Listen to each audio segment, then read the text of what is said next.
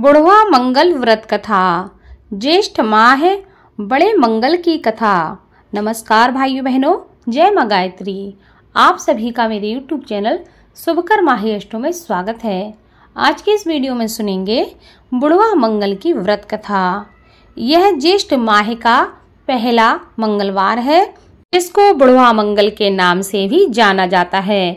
उत्तर भारत के अवध क्षेत्र, विशेष रूप से लखनऊ में ज्येष्ठ मास में पड़ने वाले मंगलवारों का बड़ा महत्व है। बुढ़वा मंगल के नाम से तो आधुनिक पीढ़ी बड़ा मंगल के नाम से जानती है। हालांकि बड़ा मंगल और बुढ़वा मंगल आज एक मेव हो चुके हैं। शास्त्रों के अनुसार ज्येष्ठ माह के मंगलवार के दिन ही भगवान श्री राम और हनुमान जी की पहली बार भेंट हुई थी।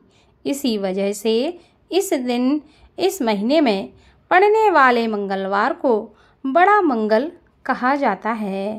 धार्मिक मान्यताओं के अनुसार मंगलवार के स्वामी श्री रामदूत हनुमान जी हैं, इसलिए हर मंगलवार को इनकी पूजा विशेष रूप से की जाती है। लेकिन सभी मंगलवारों में ज्येष्ठ मास में आने वाले मंगलवार बहुत ही महत्वपूर्ण माने गए हैं। इन्हें बड़ा मंगल और बुढ़वा मंगल भी कहा जाता है। ऐसे में ज्येष्ठ के महीने में 4 बार बुढ़वा मंगल मनाया जाएगा, जिसमें पहला मंगल 28 मई को और दूसरा 4 जून को और तीसरा 11 जून और सबसे अंतिम 18 जून को बड़ा मंगल पड़ेगा। ज्येष्ठ माह के मंगलवार विशेष प्रकार के फल प्रदान करने वाले मंगल बताए गए हैं। इस दिन की महिमा भी बहुत बड़ी है। माना जाता है कि इस दिन हनुमान जी की पूजा करने से जीवन की सभी दुख तकलीफें दूर हो जाती हैं। माना जाता है कि बड़ा मंगल को पर्व के रूप में मनाने की शुरुआत भी यहीं से हुई थी। अगर कोई व्यक्ति बुढ़वा मंगल के दिन हनुमान जी की पूजा करते हैं तो उनके जीवन में किसी भी प्रकार के समस्याएं नहीं रहती हैं। माना जाता है कि इस दिन उनका पूजन करने से व्यक्ति की बुद्धि, ज्ञान और बल में वृद्धि होती है, क्योंकि इस दिन ही हनुमान जी भगवान राम से मिले थे। इसलिए हनुमान जी की पूजा के साथ साथ इस दिन राम जी का भी ध्यान करना चाहिए, पूजन करना चाहिए, जप तप भी करना चाहिए।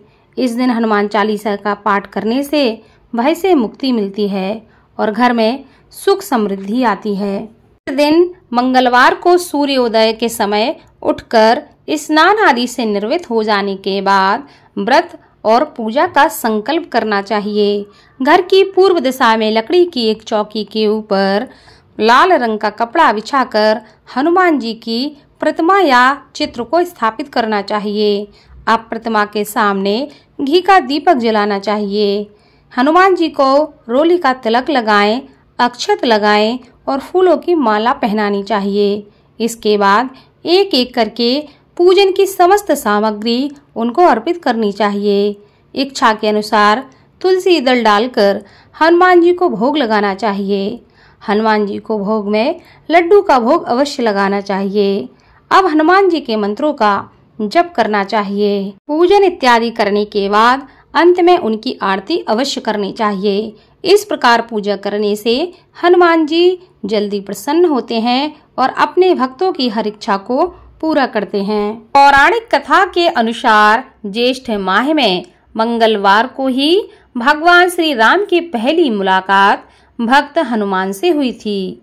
इसी कारण इस महीने में पड़ने वाले मंगलवारों का विशेष महत्व है और कालांतर में इसे बुढ़वा मंगल कहा जाने लगा। मंगलवार से जुड़ी हुई है।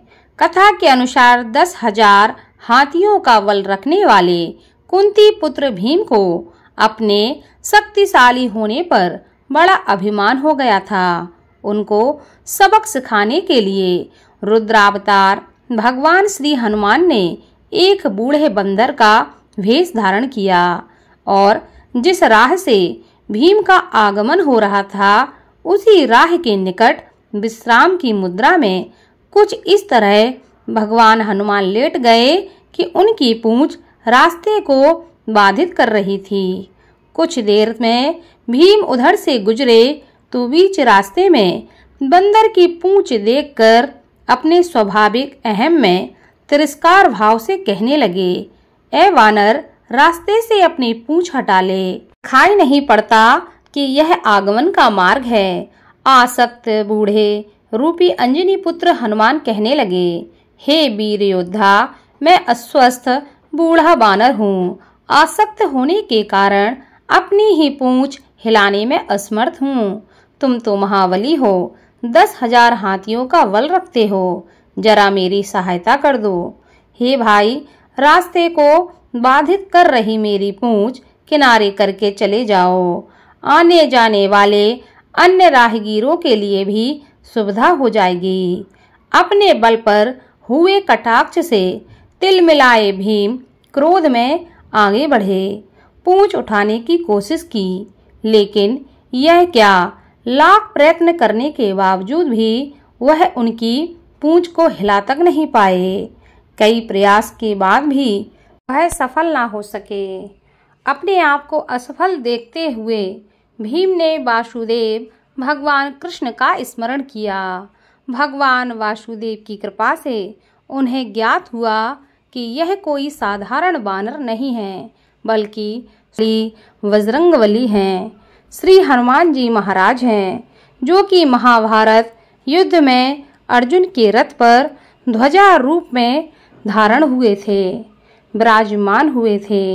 भीम को अपनी भूल का आभास हुआ और उन्होंने नतमस्तक होकर सदा के लिए अपने दंभ का त्याग करने का वचन देते हुए श्री हनुमान जी से क्षमा मांगी।